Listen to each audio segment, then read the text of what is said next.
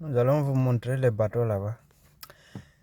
Donc, j'aimerais parler des 3 dirigeants de l'AES là, parce qu'en ce moment de 2024 là, nous sommes en novembre 2024. J'ai dit, à part des 3 dirigeants de l'AES là, Assimi Goïta, Ibrahim Traoré, Tchani,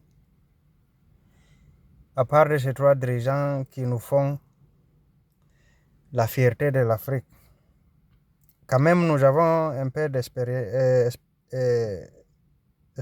pour demain que ces 3 pays-là vont changer. Parce que les autres pays-là, à part l'Éthiopie qui fait quelques pas en avant,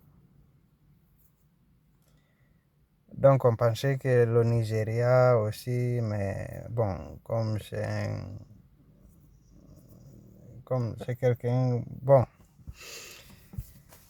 donc il n'y a pas, à part de ces 3 pays-là. On pensait que quand Doumbouya était venu en Guinée-Conakry, mais donc qui connaît la politique savait déjà que Doumbouya, façon qu'il a effectué son coup d'état là, il n'y a rien de bon dedans. Donc il y a des gens qui disent qu'il y a des bases militaires français et américains en ce moment en Guinée, mais ça ne nous étonne pas. On ne peut pas dire aussi que ce n'est pas vrai. Car on voit l'homme, on sait quelle direction il a pris déjà dans la politique. Donc c'était un ancien légionnaire de la... C'est un ancien légionnaire, c'est un ancien légionnaire de la France. Déjà c'est un militaire français, sa femme est aussi gendarme français. Donc là, il n'y a pas beaucoup de choses à dire. Donc, il n'y a pas de contrats qui ont été renégociés, ni la bauxite, ni l'or, ni rien. Tout continue comme avant. Donc, il vient piller la bauxite des Guinéens, et l'or des Guinéens, etc. Et tout va au Qatar, aux Émirats arabes unis pour se faire transformer et vendu au marché international pour gagner des milliards avec, tandis que les Guinéens sont en difficulté, sont dans la pauvreté. Donc au Gabon là, ce n'est même pas la peine de parler. Mais quand même, au Sahel, les 3 pays du Sahel là, avec Kaka Debi qui ne sait pas là où mettre la tête, aujourd'hui il est avec les soldats français encore sur son territoire, avec les Américains sont en train de réfléchir comment revenir. Donc c'est un peu là, on ne sait pas quelle direction Kaka Debi va prendre, parce que jusqu'à aujourd'hui il n'a pas pris la direction finale qu'il doit prendre pour son pays, pour l'Afrique. Mais donc en attendant, en espérant qu'il va faire quelque chose de mieux. Donc en ce moment-là, on est là, il n'y a pas de temps. Il n'y a pas de temps. Il ne devrait pas perdre du temps pour faire les choses. Il devait aller très vite, tellement vite que on dit des milliers de kilomètres à l'heure, à la vitesse du son, ou à la vitesse de la lumière, quand même, parce qu'il n'y a pas de temps. Et parlons de l'AES. Donc, ces 3 dirigeants-là sont en train de faire des choses, donc des choses qui rendent heureux d'abord leur propre population et aussi qui touchent toute l'Afrique, si je dis toute l'Afrique, je ne parle pas surtout des politiciens, je parle de la population africaine. Certaines, c'est pas tout le monde aussi, parce qu'il y a d'autres qui ne savent pas ce qu'ils veulent encore. Là où on est dans ce monde-là. Donc c'est pour cela que je précise. Donc ce n'est pas tout le monde quand je parle aussi de la population africaine. Vous savez, quand même, il devrait se concentrer sur la sécurité, sur la création des armes. Parce que dans ce monde-là, si tu es protégé par un pays, le jour qu'ils vont réussir à déstabiliser ce pays qui te protège là, et toi tu as été protégé par ce pays-là, toi là, ils vont seulement venir te ramasser. Il n'y aura pas de palabres. Ils vont venir seulement te ramasser et aller avec. J'ai dit en collaborant avec les autres pays, sur tous les domaines. Il faut réfléchir aussi à être indépendant sur le domaine, sur la sécurité de son pays. Il faut fabriquer les armes, il faut créer les usines des armes. Il faut équiper nos armées, il faut les former, bien les former. C'est la première chose d'abord dans ce monde-là, parce que nous sommes dans un monde très violent.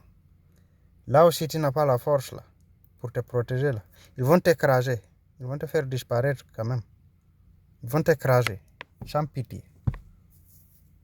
Ceux qui ont la force là, ils vont t'écraser. Il n'y a pas palabre.